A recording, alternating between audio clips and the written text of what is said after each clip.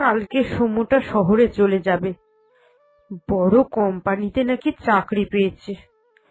একটা মাত্র ছেলে, নতুন বিয়ে করেছে। কি করে যে একা একা ওখানে থাকবে এই ভেবেই আমার দিন কাটছে না আর।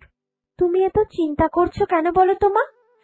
বরং তুমি গর্ব করো, তোমার সন্তান কত ভালো একটা চাকরি পেয়েছে। এই সংসারের আয় উপার্জনের একমাত্র মানুষ হচ্ছেন দাদা। দাদা একটা এত ভালো চাকরি পেয়েছে, এতে তো আমাদের সংসারেরই হাল ফিরলো। কোথায় আমাদের আজ আনন্দ করার দিন, অথচ তুমি মন খারাপ করছো। সাধে কি আর চিন্তা করছি? আমি মা, ছোট্টবেলা থেকে ওকে মানুষ করেছি। ওর অভ্যাস আমি সব জানি। নিজে হাতে কোনোদিন জলটাও গড়িয়ে খায় না। সেখানে গিয়ে ও একা একা কি করবে? রান্না বাটি কিচ্ছু পারে না। কি খাবে একবার ভাবতো। হোটেলে খাবে। শুনেছি নাকি শহরে কি সব হোম ডেলিভারির ব্যবস্থা আছে, বাড়িতে বাড়িতে খাবার পৌঁছে দেয়। দাদা ভাই তো বলছিল ওই রকমই একটা ব্যবস্থা করে নেবে খন। হোটেলের খাবার সে কি আর বাড়ির মতো স্বাস্থ্যকর হবে রে? যত সব আজে বাজে জিনিস দিয়ে রান্না করবে। হোটেল মানেই শুধু লাভ খোঁজার ধান্দা। আমি আর জানি না ভেবেছিস?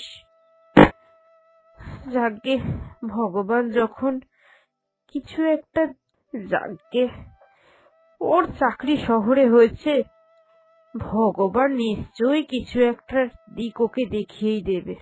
তুমি তো শুধু দাদার কথাই চিন্তা করে যাচ্ছ, একবার ভাবো তো বৌদি ভাইয়ের কথা। সবে 2 দিন হলো বাড়িতে এসেছে, এরই মধ্যে স্বামী বাইরে চাকরি নিয়ে চলে যাচ্ছে। তার মনের অবস্থা কি একবার ভাবো তো। কতবার তোমায় বললাম যে মা, বৌদি ভাইকেও দাদা ভাইয়ের সঙ্গে যেতে দাও, তুমি কিছুতেই কথা শুনলে না। বৌদি ভাই দাদা ভাইয়ের সঙ্গে গেলে কি হবে শুনি? বুঝছিস না, গাঁয়ের মানুষ আমরা, গাঁয়ে থাকতে হয়। ওদের নতুন বিয়ে হয়েছে, এরই মধ্যে ওরা স্বামী স্ত্রী যদি শহরে চলে যায়, তাহলে কি বলবে বলতো লোকজন? বলবে যে বুড়ি মা আর এই বিধবা বোনকে গ্রামের বাড়িতে ফেলে রেখে ভালো জীবন যাপনের জন্য ছেলে আর বৌমা চলে গেল শহরে। তার থেকে বরং কটা দিন যাক, খোকা ওখানকার আদব কায়দা বুঝে নিক, তারপর বৌমাকে নিয়ে যাবে। বৌমাই বা ওই নতুন পরিবেশে গিয়ে কিভাবে মানাবে বলতো? খোকা আগে যাক, ব্যাপারটা বুঝুক, তারপরে আমি ওকে পাঠিয়ে দেব। এই কথাটা তুমি একেবারে ঠিক বলেছ। দেখি, তোমার মনের যে অবস্থা, বৌদি ভাইয়ের মনেরও তো এই একই অবস্থা। গিয়ে দেখি কি করছে।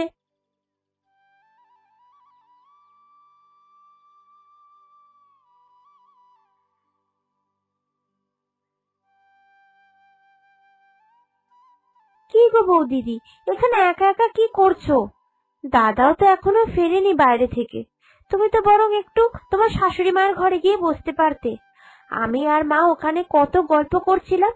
চলো, আমাদের সঙ্গে গিয়ে একটু বসবে, চলো, মনটা ভালো লাগবে। না গো না, তোমার দাদা ভাই কখন চলে আসবে? কাল ভোর ভোর বেরোবে, খাবার দিতে হবে, আবার তোমার দাদা ভাইয়ের ব্যাগটাও গুছিয়ে দিতে হবে। কত কাজ, তোমার দাদা ভাইয়ের জন্য অপেক্ষা করছি বলে এখানে বসে রয়েছি। আমাকে আর বুঝিও না তো, কাল দাদা ভাই চলে যাচ্ছে, এই জন্যই তোমার মনটা খুব খারাপ। সে আর কি করা যাবে, এটা তার ভবিষ্যতের ব্যাপার। আমি তো তার ভবিষ্যৎকে কোনোদিন বাধা দিতে পারি না।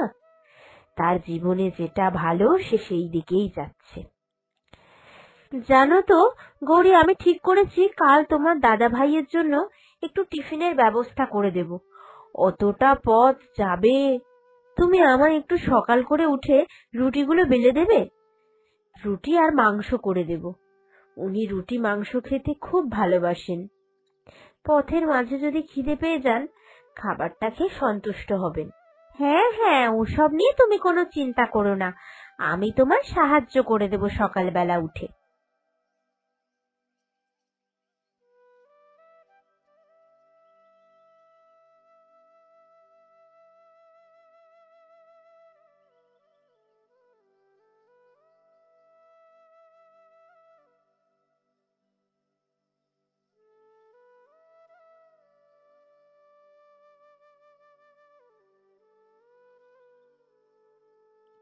দাদা ভাই, পৌঁছে জানিয়ে দিস কিন্তু, অবশ্যই একটা টেলিফোন করিস।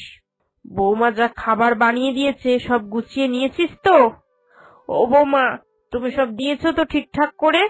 হ্যাঁ মা, আমি সব গুছিয়ে দিয়েছি, আপনি কোনো চিন্তা করবেন না।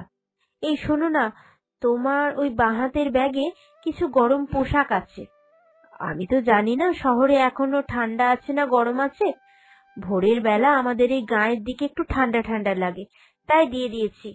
সবটা গুছিয়ে করো কিন্তু। ঠিক আছে, কোনো চিন্তা করো না, আমি সব সামলে নেব। তোমরা কিন্তু ভালোভাবে থেকো। আসছি। দুর্গা দুর্গা, সব ভালোভাবে রেখো ঠাকুর, সব ভালোভাবে রেখো।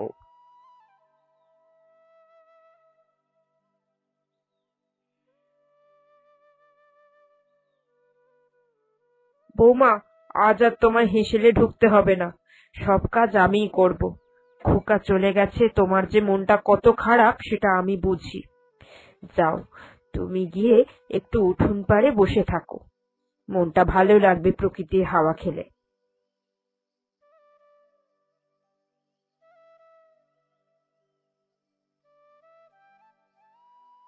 কি গো, একা একা বসে আছো যে? বড় কাজকর্ম সব হয়ে গেছে? মা বললেন আজকে উনিই সবটা সামলে নেবেন। মনটা ভালো নেই, ও বিদেশে চলে গেল।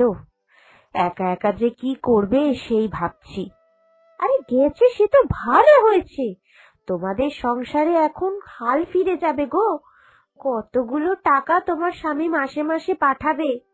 আর এখন মন খারাপ করছো ঠিকই, দেখবে কয়েক মাস পর তুমিও তোমার স্বামীর কাছে শহরে চলে যেতে পারবে। এই বাজে গ্রামে আর তোমার থাকতে হবে না। শহরের নতুন আদব কায়দা, ভালো ভালো জিনিস তোমায় খুব টেনে নেবে। আমায় যদি ও কোনোদিন নিয়ে যাওয়ার জন্য জোরও করে, তাও আমি কখনো যাব না। এই গ্রামের পরিবেশ, সব থেকে বড় কথা বয়স্ক শাশুড়ি, ননদ, এদেরকে ছেড়ে আমি কিভাবে শহরে যাব? এটাও তো আমার সংসার। আমার স্বামী যেমন আমার কাছে আপন, এরাও আমার কাছে আপন। এই দুটো মানুষকে অসহায় ভাবে ফেলে রেখে দিয়ে আমি যেতে পারি না। বয়সকালে আমি আর আমার স্বামী হলাম আমার শাশুড়ির লাঠি। আমার স্বামী বিদেশে চলে যাওয়ার পর থেকে আমি তো ওনার ভরসা। এখন আমি যদি আমার স্বামীর সাথে শহরে চলে যাই, তাহলে ওনার দেখভাল কে করবে? চিন্তায় চিন্তায় একা হয়ে তিনি রোগগ্রস্ত হয়ে শেষ হয়ে যাবে। সেটা আমি চাই না। আর অর্থটাই সব সুখ এনে দেয় না। জীবনে ভালো থাকতে গেলে সুখ শান্তি একসঙ্গে থাকার যথেষ্ট প্রয়োজন। তোমার এইসব বস্তা পচা সেন্টিমেন্টের এই যুগে কোনো দাম নেই। আমি তোমার ভালোর জন্যই বললাম। এবার মানবে কি মানবে না সেটা তোমার ব্যাপার। আসি গো। বৌমা, সব সময় কেমন মন মরা হয়ে থাকে। আমারও কারোর সঙ্গে কথাবার্তা বলতে কিচ্ছু ভালো লাগে না। ছেলেটা ওখানে একা একা রয়েছে, কি করছে কি খাচ্ছে কে জানে।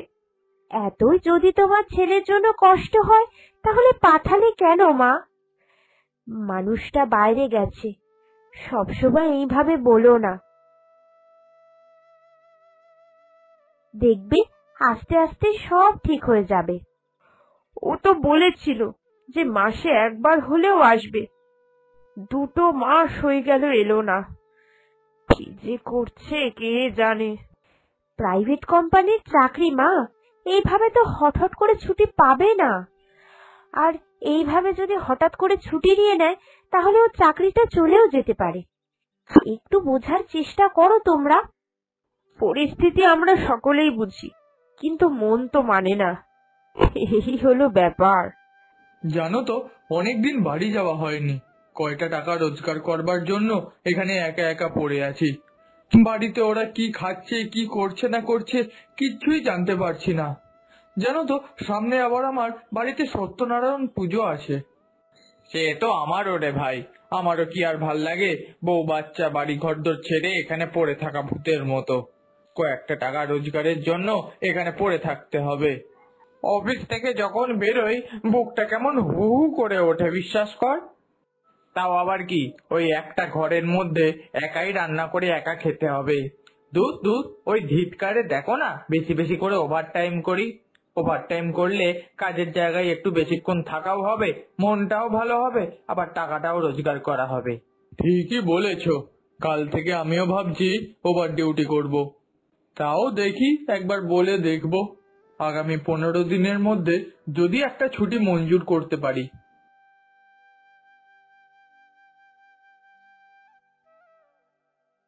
কি রে, এত বেলা হয়ে গেল, ছেলেটা কাছে থাকে না?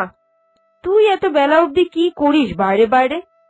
কাজ থাকে গো মা, কাজ থাকে, তাই তো বাইরে বাইরে ঘুরতে হয়।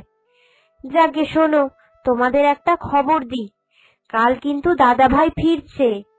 ওমা, কাল তোর দাদা ভাই আসছে, আর তুই এই খবরটা এখন আমায় দিচ্ছিস? ছেলেটা আমার খেতে বড্ড ভালোবাসে, কালকে ওর জন্য রকমারি রান্না করবে কিন্তু বৌমা। কটা দিন ছুটির জন্য আসছে, জানি না আবার কবে কাজে ফিরতে হবে। সেসব কথা না হয় কালই বলো, এখন তোমার ছেলে আসছে, এই আনন্দ নিয়েই থাকো। তারপরে কাল কি হবে সেটা দেখা যাবে। তার মানে? হ্যাঁ রে, ওর চাকরিটা আবার চলে যায়নি তো? সব ঠিকঠাক আছে তো? সব ঠিক আছে মা, সব ঠিক আছে, তুমি কোনো চিন্তা করো না। আগে কালকের দিনটা আসতে দাওই না।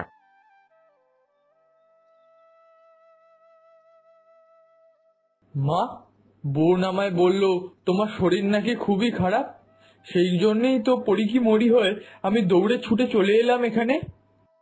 বোন, এই জিনিসটা যে করলি সেটা ঠিক করলি? তুই জানিস এই ছুটি নেওয়ার জন্য আমার চাকরিটা চলে যেতে পারে। এই চাকরিটা চলে গেলে আমরা কি করব তখন?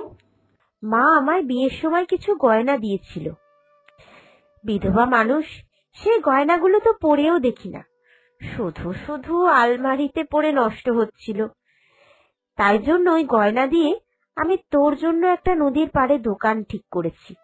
সেই দোকানে তুই চা, বিস্কুট, রকমারি খাবার বিক্রি করবি।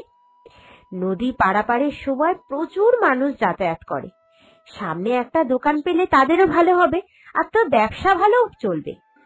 এগুলো তুই কি বলছিস রে বোন? কিছুই তো বুঝতে পারছি না, সব যেমন কেন মাথার ওপর দিয়ে চলে যাচ্ছে। আমিও না। এই মেয়ে, তুই এত সব কখন করলি? আর এইগুলো করার জন্যই বুঝি তুই এইরকম বাইরে বাইরে এতদিন থাকতিস? ঘরে ঠিক মতো ফিরতিস না, সময়ের কোনো জ্ঞান ছিল না। হ্যাঁ গো মা, একটা দোকান কেনা কি চারটিখানি কথা?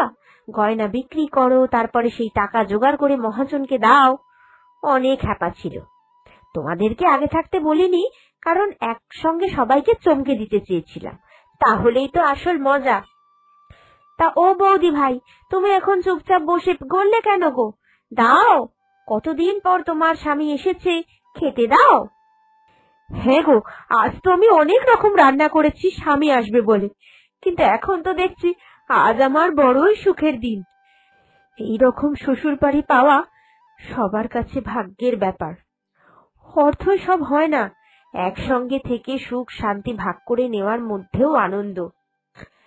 আজ আমরা সবাই মিলে মহাভোজ সারবো। চলো চলো,